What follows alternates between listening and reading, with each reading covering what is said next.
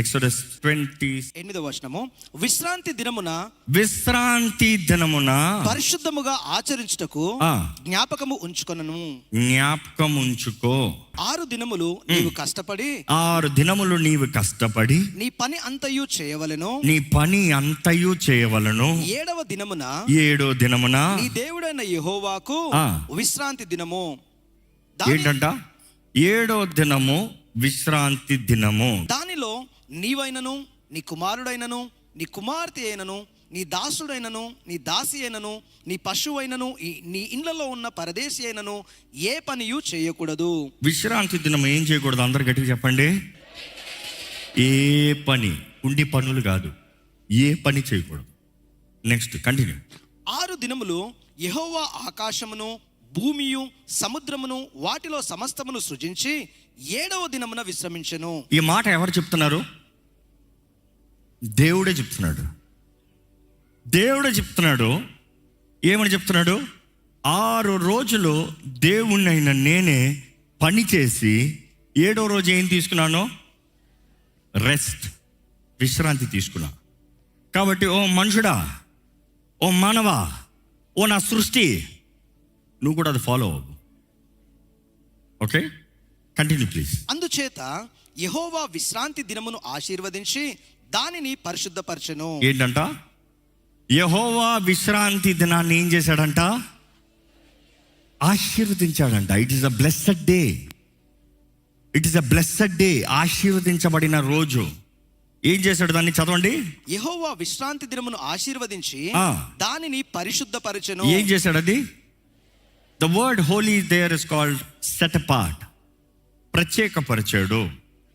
పరిశుద్ధపరిచాడు అంటే ప్రత్యేకపరిచాడు. He has consecrated, set apart. ఇదిగో 6 రోజులు పని చేయి, 7వ రోజు బ్రేక్. మీకు తెలుసా అండి, ఈ మధ్య కాలంలో స్టడీ ఎక్కువ జరుగుతుంది. ఏంటి ఆ స్టడీ?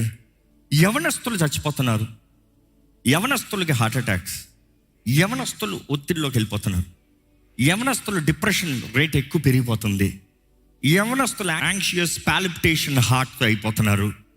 ఇందుకు కొంతమంది కొన్ని ఆన్సర్లు ఇచ్చారు. దాని తర్వాత ఈ ఆన్సర్ కాదు, ఈ ఆన్సర్ అన్నారు, కాదు ఈ ఆన్సర్ కాదు, ఈ ఆన్సర్ అన్నారు, కాదు ఈ ఆన్సర్ కాదు, ఈ ఆన్సర్ అన్నారు. బట్ ఇందుకు అన్నదప్పటికీ చివరికి అందరికీ కన్క్లూజన్ వచ్చేది ఒక ఆన్సర్ ఇస్తున్నారు. ఏంటి తెలుసా?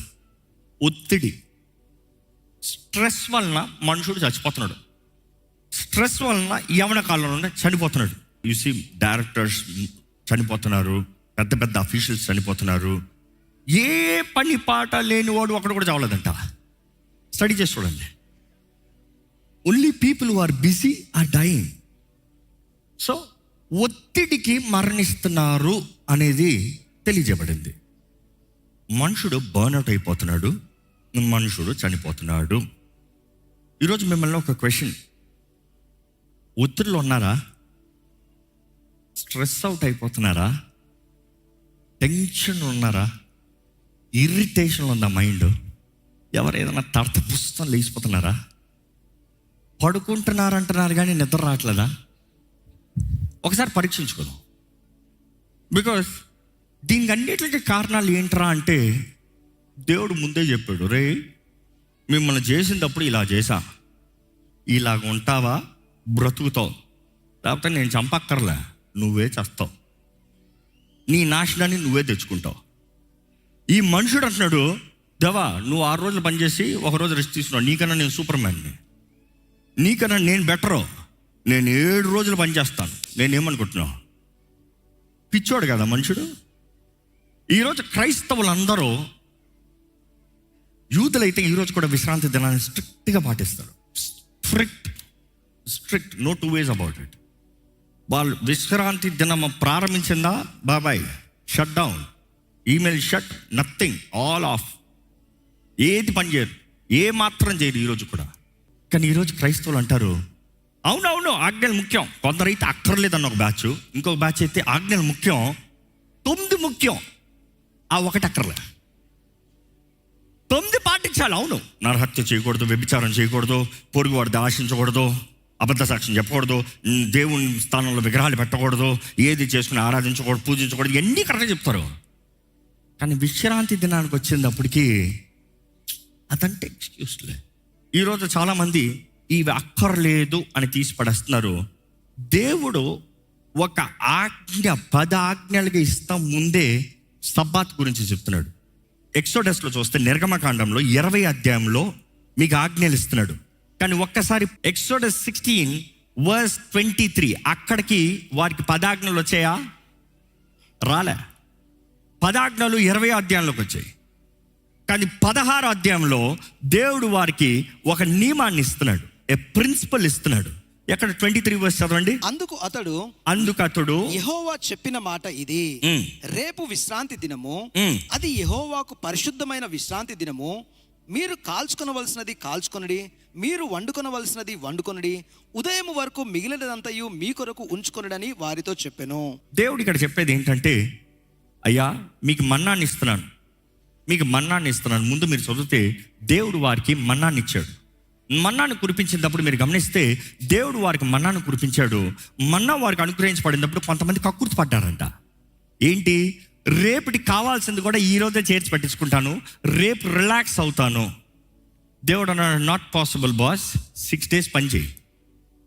ఈరోజు చాలామంది దేవుడిని అడుగుతారు, దేవా నాకు మన్నా ఇచ్చావా నా జీవితంలో, give me Manna lot, it's too hard for me to work. దేవా పోషించే దేవుడు నువ్వే కదా, మన్నాను కురిపించేయి. దేవుడు నియమాలను దాటలేదు. పనివాడు తిండికి పాత్రుడంట. పని చేస్తానే కానీ తిండి తినడానికి లేదంట. ఎంతమంది తల్లిదండ్రులు ఈ నియమం పిల్లలకు నేర్పిస్తున్నారు? రే ఏం పని చేశారా, నువ్వేం చేద్దామా, నేను పెడతాగా, నా పెన్షన్ వస్తుంది దాంట్లో బ్రతుకుతాంగా. పని చేస్తే కూడి, లేకపోతే లేదు. దేవుడు పెట్టిన నియమం అది ఓవర్ రైట్ చేసి నా ప్రేమ ఎక్కువ అంటున్నావు. అది ప్రేమ కాదు, చెడుపుతున్నావు. ఆ చెడిపేత మాత్రం కాదు, దాన్ని బట్టి నీవే ఒత్తిడి గురుకుంటున్నావు. నీవే ఒత్తిడి, భారం అయిపోతుందండి, బాధ అయిపోతుందండి. వాడిని కష్టపడమని చెప్పు. వయసుకు వచ్చిన వాడు, శక్తి కలిగిన వాడు, తలాంతులు కలిగిన వాడు, పుష్యం పక్షిరాజు గూడు రేపినట్టు రేపితే మంచిది. దేవుడు వాటిలో చూస్తానండి, కొంతమంది వారైతే కంగారు పడి రేపు ఏమి చేయక్కర్లేదులే అని చేర్చి పెట్టుకున్నారంట. చేర్చి పెట్టుకుంటే ఏమైందంట, నెక్స్ట్ డే మార్నింగ్కి పాపం అందరు మన్నా తీసుకున్నారంట. పిచ్చోళ్ళు. నేను చూడు ముందే కష్టపడిపోయాను, సుఖంగా పడుకున్నాను, ఇప్పుడు కూల్గా లేచాను, నిన్న దొంది కదా తెస్తే ఏం చేస్తుంది, అది పురుగు పట్టి కంపు కొట్టెను. కంపు ఏ పూటగా ఆ పూట తినాలి, ఎప్పుడుదిగా అప్పటికి ప్రయాసపడాలి. ఈరోజు చాలామంది జీవితంలో కూడా 10 సంవత్సరాల తర్వాత పెద్ద సాధించేస్తానని ఇప్పుడు బర్న్ అవుట్ అయిపోతున్నారు. రేపేదో చేసేసుకుంటాను వచ్చేస్తుందని ఈరోజు బర్న్ అవుట్ అయిపోతున్నారు. ఎందరో కక్కుర్తిపడి బర్న్ అవుట్ అయిపోతున్నారు. దేవుడు అంటున్నాడు, ఈరోజు ఎంత కావాలో, ఎంత చేయాలో, ఎంత చేయగలవో అంత. నీకున్న సమయం ప్రకారం సమయాన్ని వ్యర్థం చేయకుండా ఏం చేసుకో. దేవుడండి 6 రోజులు పెట్టాడు అన్నప్పుడు 6 రోజులు సమయాన్ని సద్వినియోగపరుచుకుని పని చేయి. నీకు ఇచ్చిన తలాంతుతో పని చేయి. నీకు మన్నా ఇచ్చినా కూడా ఏరుకునే పని పెట్టాడు. పరలోకం నుండి మన్నాను కురిపించగలిగిన దేవుడు వారి గిన్నెల్లోనే మన్నా వచ్చేలాగా చేయలేడా? ఆ విధవరాలు తన నూనెని గిన్నెలో అధికపరచిన దేవుడు ఒకేసారి అన్ని గిన్నెలు తెచ్చిన తర్వాత, దేవా ఇంక్రీజ్ అంటే అన్ని ఇంక్రీజ్ అయిపోవచ్చు కదా. ఎందుకు తన పొయ్యాల్సింది వచ్చింది, తన పిల్లలు పోయాల్సి వచ్చింది? ఎందుకు? యేసు ప్రభు కూడా కానాను పెళ్లి విందులో అక్కడ ద్రాక్షారసం కావాల్సినప్పుడు ఖాళీ పాత్రం పైన ప్రార్థన చేసి ద్రాక్షారసాన్ని తెచ్చేయలేడా? నీళ్ళతో ఎందుకు నింపమన్నాడు? ఈరోజు మనం ఎదురు చూస్తున్నాం చాలామంది. మనము పని చేయకుండా దేవుడు మనకి ఆశీర్వాదాన్ని ఇచ్చేయాలి, మనము పని చేయకుండా దేవుడు మనకి డబ్బు ఇచ్చేయాలి, మనము ప్రయాసపడకుండా కష్టపడకుండా ఏది విత్తనము లేకుండా అన్నీ దేవుడు ఇచ్చేయాలి. ఈరోజు చాలామంది ఆశలు, దేవా నా కబోర్డ్లో డబ్బులు వచ్చేయాలి, నా బ్యాంకులో డబ్బులు వచ్చేయాలి, నాకు ఎవరైనా డబ్బులు తెచ్చి ఇచ్చేయాలి. ఎవడవడం పని చేయి. Service, where is your service? Work 6 days, 6 రోజులు పని చేయి. 6 రోజులు పని చేసిన తర్వాత 7వ రోజు రెస్ట్ తీసుకో. 7వ రోజు మాత్రం నువ్వు పని చేసావా ఏమీ మిగలదు. ఏడో రోజు నువ్వు పని చేసావా, దేవుడు ప్రత్యేకపరిచిన దినాన్న నీవు పని చేస్తే నువ్వు వ్యర్థమవుతున్నావు, నాశనం అవుతున్నావు. ఎంత కఠినమైన శిక్షో ఒక్కసారి చూద్దామండి. ఇక్కడ 20 అధ్యాయము 8వ వచనము, విశ్రాంతి దినమును పరిశుద్ధముగా ఆచరించుటకు జ్ఞాపకము ఉంచుకొనుము. 6 దినములు నీవు కష్టపడి 6 దినములు నీవు కష్టపడి నీ పని అంతయు చేయవలెను. నీ పని అంతయు చెయ్యవలను, అంతయు చెయ్యవలను. ఎంత కష్టపడతావో, ఎంత కొడతావో, నీ పని మొత్తం, నీ టార్గెట్ అంతయు 6 రోజులు చెయ్యవలను. దాని తర్వాత 7వ దినమున నీ దేవుడైన యెహోవాకు విశ్రాంతి దినము. దానిలో నీవైనను నీ కుమారుడైనను నీ కుమార్తె అయినను. ఈ మాట చదివాం. ఎవ్వరు పని చేస్తాను వీల్లేదు, ఎవ్వరు ఏ కార్యం చేస్తాను వీల్లేదు. అలాగా అంతగా దేవుడు నియమాన్ని ఇచ్చిన తర్వాత కూడా 31వ అధ్యాయము 14వ వచనం, కావున మీరు విశ్రాంతి దినమును ఆచరించవలెను, నిశ్చయముగా అది మీకు పరిశుద్ధము. దానిని అపవిత్రపరచువాడు ఏంటంట? దానిని అపవిత్రపరచువాడు అంటే ఆ పరిశుద్ధమైన దినాన్న ఎవడన్నా పిచ్చి పని చేశాడు అనుకో, ఎవడన్నా నేను అతిగా తెలివిని నేను పని చేసి సంపాదించుకుంటాను, నాకు అవసరత ఉందన్నాడు అనుకో, ఆ రోజు నా చేతి పని ద్వారా నేను సంపాదించుకుంటాను అన్నాడు అనుకో, దేవుడు ఏమంటాడు చూడండి, దానిని అపవిత్రపరచువాడు తన ప్రజల్లో నుండి కొట్టివేయబడును. తన ప్రజలు, ఎవరు ప్రజలు? దేవుని ప్రజల్లో నుండి కొట్టివేయబడును. అంతటితో అయిపోలే, చదవండి. 6 దినములు పని చేయవచ్చును, 7వ దినమున యెహోవాకు ప్రతిష్ఠితమైన విశ్రాంతి దినము. ఆ విశ్రాంతి దినమున పని చేయు ప్రతివాడును తప్పక మరణ శిక్ష నందును. ఏంటంట? మరణ శిక్ష అంట. పని చేస్తే మరణ శిక్ష అంటే దేవుడు, ఒరేయ్ నా పరిశుద్ధమైన రోజున నువ్వు పాడు చేస్తావా, చంపేస్తాను. మనం చూస్తాం, గమనిస్తాం వాక్యంలో. దేవుడు అంత చెప్పిన తర్వాత కూడా ఇంకా ఆ మాట ముగిద్దామండి. లెట్స్ గో 16th వర్స్ కూడా ముగిద్దాం. ఇశ్రాయేలీయులు తమ తరములకు విశ్రాంతి దినాచారమును అనుసరించి ఆ దినమును ఆచరించవలెను. అది నిత్య నిబంధన. ఏంటంట అది? నిత్య నిబంధన. నిత్య నిబంధన. It is perpetual, it is on and on and on. అది ఎప్పుడు ఉండే నిబంధన, కొంతకాలం. దేవుడు ఎప్పుడన్నా నిత్యము అని చెప్పిన తర్వాత ఎవడన్నా దాన్ని లిమిట్ చేయగలరా? దేవుడికి తెలీదా ఆయన కుమారుడు వస్తాడని? దేవుడికి తెలీదా మనుషుడు ఎలా ఉండాలని? దేవుడు ముందే చెప్పాడు, ఇది నిత్య నిబంధన అయ్యా, ఇట్లా ఉండాలయ్యా, ఇది నీకు నాకు ఒక అగ్రిమెంట్ అయ్యా. ఏంటి అగ్రిమెంటు? దేవా 7వ రోజు నీది, 7వ రోజు నీది కాబట్టి నువ్వు అంటున్నావు నన్ను ఏ పని చేయదు, నువ్వు అంటున్నావు నాకు రెస్ట్ తీసుకో, నువ్వు రెస్ట్ తీసుకున్నావు నన్ను రెస్ట్ తీసుకోమంటున్నావు. ఒక మాట అండి, చాలామంది వాదిస్తారు మిగతా డినామినేషన్స్ వాళ్ళు, Sabbath is on 7th day which is Saturday. Why do you worship on Sunday? What is your answer for it? Yes, I am not saying Sunday is Sabbath. No, I am not saying Sunday is 7th day. Sunday is first day. మొదటి దినం. Then why are we worshiping on Sunday first day? Why not 7th? ఎక్కడన్నా వాక్యంలో అక్కడ 7వ రోజున మీరు నన్ను ఆరాధించాలి అని ఉందా? Check your Bible. No, it says rest. Rest తీసుకో, రెస్ట్. ఆ రోజు ఇంట్లోంచి ఎవరు బయటికి రాకూడదంట, ఏది ముట్టుకోకూడదంట, ఏ పని చేయకూడదంట. ఒకటే తిను. తర్వాత మీరు చూస్తే వండుకో, తిను, పడుకో, కుటుంబంగా కలిసి దేవుని మహిమపరచు. దాని తర్వాత వారు ప్రారంభించిన పద్ధతి ఏంటంటే సమూహంగా కూడి దేవుని ఆరాధించేవారు, సమూహంగా కూడి తోరా చదివేవారు. ఆ రోజుల్లో అందరి దగ్గర తోరా ఉండదు, ఆ రోజుల్లో అందరి చేతుల్లో తోరా ఉండదు. సినగాగ్లోనే తోరా ఉంటుంది, అక్కడ తీసి చదవాలి. కానీ ఈరోజు నీ దగ్గర పరిశుద్ధ గ్రంథం ఉందా లేదా? ఉందా లేదా? ఇక్కడికి వచ్చే చదవాలా? So you see, they used to gather to read the word, to meditate the word, eat, sleep, eat, sleep. ఎలా ప్రారంభమవుతారంటే, యూజువల్గా సబాత్ చెప్తాను, ఈరోజు కూడా సాయంత్రం 4-5 వాళ్ళు ర్యాపప్ చేసుకుంటారండి. 6 గంటలకి ఎవరికి వాళ్ళు వెళ్ళి షట్డౌన్ చేసుకుంటారు. షట్డౌన్ చేసుకుని అందరు ఫస్ట్ ప్రార్థన చేస్తారు. They have a prayer to recite. ఆ ప్రార్థన చెప్పిన తర్వాత శుభ్రంగా తింటారంట. కుటుంబం అందరు కలిసి, అందరు ఇంట్లో ఉండాలి, ఎవరు బయటకు వెళ్తాం లేదు కదా. అందరు చక్కగా తిని దేవుని సన్నిధిలో స్తుతించి కొద్దిసేపు తోరా చదివి పడుకుంటారు. ఈరోజు అందరి దగ్గర తోరా ఉంది, చదివి పడుకుంటారు. మరలా పొద్దుట లెగిస్తారు, అందరూ చక్కగా దేవుని స్తుతించి రిసైడ్ ఆఫ్ ప్రేయర్ శుభ్రంగా తిని అందరూ సినగాగ్కి వెళ్తారు. సినగాగ్కి వెళ్ళి అందరు కలిసి ఆరాధించి లాంగ్ సర్వీస్ ఉంటుంది. ఈరోజు చాలామంది షార్ట్ సర్వీస్ కోరుతున్నారు. లాంగ్గా దేవుని స్తుతించి ఆరాధించి వాక్యాన్ని ధ్యానించి అందరు ముచ్చట్లు పెట్టుకుని 10 మంది పలకరించుకుని 10 మంది మాట్లాడుకుని దాని తర్వాత ఇంటికి వచ్చి చక్కగా తిని మరలా పడుకుంటారంట.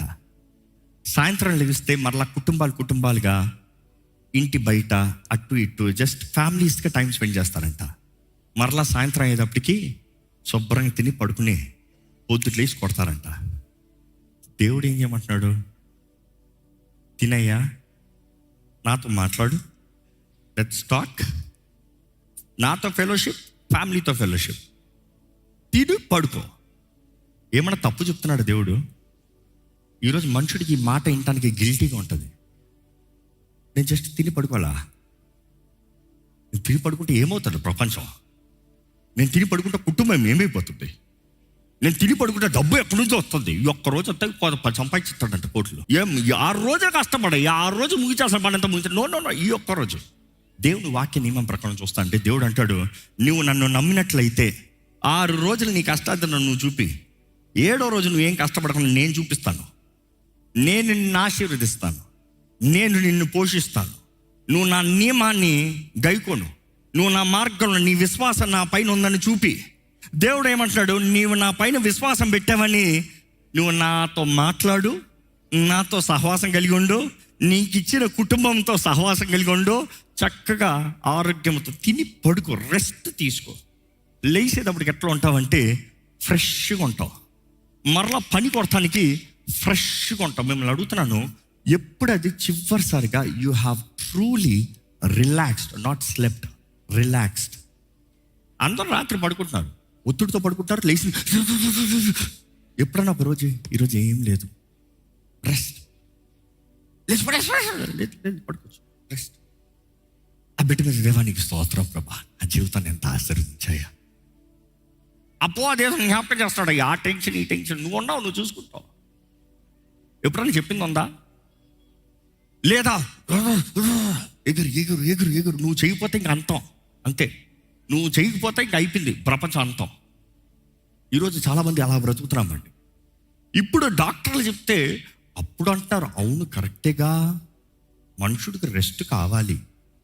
మనం ఎలాగ చేయబడ్డామో దేవునికి తెలుసు, చేసినోడే ఆయన. నిన్ను చేసిన దేవుడు అంటున్నాడు, నువ్వు సరిగా బ్రతకాలంటే, నువ్వు సరిగా పని చేయాలంటే, నీ బుర్ర సరిగా పని చేయాలంటే నీకు రెస్ట్ ఉండాలి. ఈరోజు మనము లేదు లేదు లేదు లేదు లేదు లేదు ఐ నీడ్ టు డూ. దేవుడు ఇచ్చిన ఈ నియమము దేవుడు చేసిందండి. దేవుడు 6 రోజులు సృష్టించేసి 7వ రోజు అక్కడ మాట చూస్తే హీ రిలాక్స్డ్, హీ రెస్టెడ్ అని ఉంటుంది. ఆ మాట హీబ్రూలో చూస్తే ఎలాగుంటుందంటే ఆయన ఊపిరి తీసుకున్నాడంట. ఆ మాట అది 7వ రోజు ఆయన చేసిందంట, ఊపిరి తీసాడంట. That is the Hebrew word return there. దేవుడే రిలాక్స్. నేను రిలాక్స్ అయ్యాను కాబట్టి మీరు రిలాక్స్. అది నేను మీకు ఇచ్చే రెస్ట్ డే అని దేవుడు చెప్తే నువ్వు అంటున్నావు, దేవా నువ్వు రెస్ట్ ఇచ్చావు కానీ నేను సంపాదించాల్సిన చాలా ఉంది, నేను చేయాల్సింది చాలా ఉంది, నేను చూడాల్సింది చాలా ఉంది, నా ఆశలు ఎంతో ఉన్నాయి, నాకు హద్దు లేదు, లిమిట్ లేదు, నేను ఎగిరిపోతాను అని మనం ప్రయాసపడుతున్నాం. ఎట్లా ఉంది బ్రతుకు? నీవు అంటున్నావు, ఇంత కష్టపడినా ఆశీర్వాదం లేదేంటి, ఇంత కష్టపడినా దీవెన లేదేంటి, ఇంత కష్టపడినా లాభం లేదేంటి? ఎలాగుంటుంది దేవుని వాక్య నియమాన్ని దాటిపోతే? ఈరోజు ఈ మాట ఇంతటితో ముగిస్తున్నానండి. ఇప్పటికే చాలా వాక్యాలు విన్నారు, మీరు చాలా విషయాలు విన్నారు. కానీ ఈరోజు నుండి ఒక నిర్ణయం తీసుకోండి. మేక్ 1 డే నీవు దేవుడు నీకు అనుగ్రహించిన కుటుంబం, నీవు దేవుడు ఫెలోషిప్, నీవు దేవుడు నీకు విశ్రాంతి. నమ్ము, నీ జీవితంలో కార్యం జరిగించే దేవుడు, నిన్ను ఆశీర్వదించే దేవుడు, నీకు మన్నానిచ్చిన దేవుడు. నువ్వు అది ఆహారాన్ని భుజించాలని, కానీ ఏ రోజుకి కావాల్సింది ఆ రోజు ఇస్తున్నాడు. కానీ ఆ విషయంలో మీరు గమనిస్తే 7వ రోజుకి 6వ రోజే చేర్చి పెట్టుకోమంటున్నాడు, వండి పెట్టుకోమంటున్నాడు. 7వ రోజు మాత్రము వండక అక్కర లేకునే 6వ రోజుది సమృద్ధి దీవెన 7వ రోజుకి అనుభవిస్తామంటున్నాడు. ఈరోజు నీవు దేవుని వాక్యాన్ని విని దేవుని వాక్యం తగినట్టు బ్రతికితే నీ ఆత్మ వర్ధిల్తున్న రీతిగా నీవు అన్ని విషయంలో వర్ధిల్లి సుఖంగా ఉండాలని దేవుని వాక్యం కోరుతుంది. You have to have a successful life. You need to have a peaceful life, peaceful family. ఈ సంవత్సరం నిర్ణయించుకోండి, ప్రభా నీకు మొదటి స్థానం ప్రభా, నీ స్థానంలో ఎవరిని పెట్టనయ్యా, నీవేనయ్యా గనుడివి, నీవేనయ్యా నా దేవుడివి, నీకే లోబడతాను ప్రభా, నీవే నా దేవుడి, నీవి తప్ప నాకు ఎవ్వరు లేరు ప్రభా. రెండోది దేవుడు అంటాడు, నా స్థానంలో వేరే ఏది ఆరాధిస్తానికి వీల్లేదు, వేరే ఏది ఆరాధిస్తానికి లేదు, నా బదులుగా వేరే ఎవరిని గణపరుస్తానికి లేదు. ఇక మాటలు చెప్పాలంటే నిన్ను బట్టే నేను గొప్ప అయ్యాను, నిన్ను బట్టే నేను పొందుకున్నాను, నిన్ను బట్టే అని చెప్తానికి మనుషుడు కాదు, అనుగ్రహించిన దేవుని జ్ఞాపకం చేసుకో. నీ కుటుంబాన్ని కానీ వేరే ఎవరికి కానీ దేవుని స్థానాన్ని ఇస్తానికి లేదు. దేవుడు రోషం కలిగిన దేవుడు అన్నమాట అనేక సార్లు ఈ అధ్యాయాల్లో చూస్తున్నాం. దేవుడు తెలియజేస్తున్నాడంటే మన జీవితంలో మనం స్థిరపడాలని, మనం గనులుగా బ్రతకాలని. ఈరోజు దేవుడు తెలియజేస్తున్నాడు, 3వ ఆజ్ఞను చూసాం, మనం ఆయన నామాన్ని వ్యర్థంగా వాడకూడదు. Don't misuse. And here is the 4th one, take rest, keep it consecrated, keep it Holi. ఈరోజు మీ జీవితంలో ఇప్పటికే ఈ నియమము పాటించకుండా దేవుడిచ్చిన నియమాలని వ్యర్థపరిచారేమో, విరోధంగా పోయారేమో. Maybe you have acted rebel. ఈరోజు మీకు కృప అనుగ్రహించబడుతుంది, మనకి కృప అనుగ్రహించబడుతుంది. మన తప్పులను ఒప్పుకుని సరిదిద్దుకుని మన జీవితాలను సరిచేసుకుని ఆయన చిత్త ప్రకారం బ్రతుకుతానికి. ఎవరు నా తోడు నీ ఉండయ్యా, నన్ను బ్రతికించి ప్రభా, నాకు కావాల్సిన జయము దయచేయ, నాకు కావాల్సిన సహాయం దయచేయి, నాకు కావాల్సిన దృష్టి దయచేయి. ఎక్కడ ఒక్కసారి దేవునితో సరిదిద్దుకోదామండి, మన జీవితాలను సమాధానపరచుకోదామా? ప్రార్థన చేయండి. ప్రభా, నా బలహీనతలు, నా తప్పులు, నా ఎన్ని ఒప్పుకుంటున్నానయ్యా, నన్ను సరిచేయి ప్రభా, నన్ను బాగు చేయ్యా. దేవా, నీ నామం ధరించిన వ్యక్తిగా, నీ ద్వారా ఆశీర్వదించబడే వ్యక్తిగా, నీ ద్వారంగా ఫలించబడే వ్యక్తిగా ఉండాలని ఆశపడుతున్నాను. నన్ను నాటువాడు నీవే, నన్ను కట్టువాడు నీవే, నన్ను పోషించే దేవుడు నీవే. నీవే నీ కార్యాలు జరిగించు ప్రభా నా జీవితంలో. నాకున్నదంతా నీవు ఇచ్చిందయ్యా, నాకున్నదంతా నీవు ఇచ్చిందయ్యా. నీ ద్వారంగా నేనే పొందుకుంటున్నాను, నీ ద్వారంగా నేను కలిగి ఉంటాను. నిన్ను బట్టే ప్రభా. ఇక్కడ మనస్ఫూర్తిగా ప్రభుతో చెప్తామా? ఈరోజు ఎంతోమంది భయపడుతున్నారండి, నాకు ఇది పోతుందేమో, నాకు ఇది పోతుందేమో, నాకు ఇది ఉండదేమో, నాకు ఇది కోల్పోతానేమో, ఈ ఉద్యోగం పోతుందేమో, ఈ జీవితం పాడైపోతుందేమో. లేదు లేదు లేదు, దేవుడు ఇచ్చింది దేవుడు తెస్తానే కానీ ఎవరు తెస్తానికి వీల్లేదు. What are you scared about? Are you sure God gave you? దేవుడు ఇచ్చాడని నమ్ముతున్నారా? నీ వివాహం దేవుని చిత్తమని నమ్ముతున్నావా? నీ వ్యాపారం దేవుని చిత్తమని నమ్ముతున్నావా? దేవుని చిత్తము కాకపోతే ఫస్ట్ స్టార్ట్ చేయొద్దు. స్టార్ట్ చేసావా, తప్పు నీది. దేవుడి చిత్తము తెలుసుకుని స్టార్ట్ చేసి ఇది దేవుడి చిత్తము అని తెలుసుకుంటే దేవుడు చేస్తే 2 అంతలు ఇచ్చే దేవుడు, ఊరక తీయుడు. యోబుని పరీక్షించినప్పుడు యోబు అంటున్నాడు, యెహోవా ఇచ్చానో యెహోవా తీసుకున్నాడు. He has taken it. ఆయన ఇచ్చాడని జ్ఞాపకం చేసుకుంటే మనం చేసింది ఏమీ లేదండి. మనం కేవలం ఆయన ఇచ్చిన దాన్ని పొందుకున్న వారిని. ఈరోజు be thankful. If you are thankful, gratitude, కృతజ్ఞత ఉంటే నీ సంపాదన, నీ తెలివితేటలు, నీ శక్తి బలము, నీ ఆస్తిపాస్తులు, నా నా నా నా అంత పక్కన పెట్టి ప్రభా నీదయ్యా, నీవు ఇచ్చిన దాన్ని బట్టి వందనాలు, ఇచ్చిన దాన్ని బట్టి కృతజ్ఞత. అతి ఆశ ఉందేమో, ఈ పొరుగు అందు చూసి ఆశిస్తున్నామేమో, అది కావాలి ఇది కావాలని అక్కర్లేని స్తోమత మించి, అంటే నీకు కలిగిన కెపాసిటీకి మించి నువ్వు ఆశపడితే వ్యర్థమే. అవి ఎప్పటికీ నెరవేరవు. దేవుడు నీ మేలు కొరకు అవ్వడు. What you cannot handle, God will not desire to give you. The reason it will become a harm to you, it is dangerous to you. నీ కీడుగా మారిపోతుంది అది. కానీ నీవు ఆయన వాక్య నియమము చొప్పున నిన్ను నువ్వు క్రమశిక్ష పరుచుకుని దేవుడు నువ్వు ఎలా బ్రతకాలంటున్నాడో అలా ఎదుగుతూ కోరుతూ ఆయన వాక్య నియమము ప్రకారం నీవు బ్రతికితే నీ ఆత్మ వర్ధిల్తున్న రీతిగా నీవు అన్ని విషయంలో వర్ధిల్లు సుఖంగా ఉంటారండి. ఎక్కడ ప్రభా నా జీవితంలో ఏది ఉన్నా పోయినా నీ చిత్తమే ప్రభా. చెప్పండి, ధైర్యం ఉంది ఆ మాట చెప్తానికి. దేవా నా జీవితంలో ఏది ఉన్నా పోయినా నీ చిత్తమే ప్రభా. ఎందుకంటే నువ్వు తీసుకుంటే నువ్వు ఇంకా ఘనంగా ఇచ్చే దేవుడు. ఒకటి పోయిన తర్వాత కూడా నువ్వు పరీక్షిస్తావేమో, కానీ నేను నిలబడితే నిజంగా నన్ను హెచ్చించే దేవుడు, ఆశీర్వదించే దేవుడివి. Thank you, thank you, thank you, thank you. అవునమ్మా, అవును దేవా, మా జీవితం అంతా నీదేనే, మా బ్రతుకంతా నీదేనే, మాకు కలిగిందంతా నీదే ప్రభా. ఈరోజు మా జీవితంలో ఏదైనా ఉందంటే అది నిన్ను బట్టే ప్రభా. ఇంతవరకు ఇచ్చిన యావత్తు బట్టి నీకు కోట్లాది వందనములు. ఇంతవరకు నడిపించిన దేవా నీకు స్తోత్రములు ప్రభా. ఇంతవరకు దీవించిన దేవా నీకు స్తోత్రములు ప్రభా. ఇంతవరకు ఆశీర్వదించిన దేవా నీకు స్తోత్రములు ప్రభా. అంతము వరకు నువ్వు కార్యము జరిగించే దేవుడు అని నిన్ను నమ్ముతూ నీకు స్తోత్రములు చెల్లిస్తున్నాము ప్రభా. యెహోవా షమ్మా, మా తోడు ఈరోజు ఉండే దేవుడు. ఈరోజు నువ్వు మా తోడు లేకపోతే రేపు నిన్ను చేరలేమయ్యా, రేపు నీ చిత్తంలోకి మేము వెళ్ళలేమయ్యా. దేవా ఈరోజు మా తోడు, రేపు మా జీవితంలో ఏం జరుగుతుందో ముందుగానే ఎరిగిన దేవుడు, సమస్తము ముందుగానే చూచుకుని సిద్ధపరిచే దేవుడు అయ్యా. యెహోవా ఈరే, నీ బిడ్డల జీవితంలో ఉన్న ప్రతి ఆందోళన తీసేయి, కంగారు తీసేయి. నీ బిడ్డలు అయ్యా నీలో నాటబడిన వారి జీవితంలో అక్కర్లేని సమస్యలు, అక్కర్లేని టెన్షన్స్ ఉండనవద్దు ప్రభా. ఇల్లు ఇచ్చేవేమో, ఇల్లు ఉంటుందా, ఇల్లు ఉంటుందా, ఇల్లు ఉంటుందా, ఇల్లు ఉంటుందా, ఈ భయం ఉండనవద్దు ప్రభా. ఇచ్చింది నీవైతే ఉంచేది నీవే. మేము నీకు లోబడి బ్రతుకి నీకు మొదటి స్థానాన్ని ఇస్తే మా జీవితంలో అన్నీ మేలు చేస్తావయ్యా.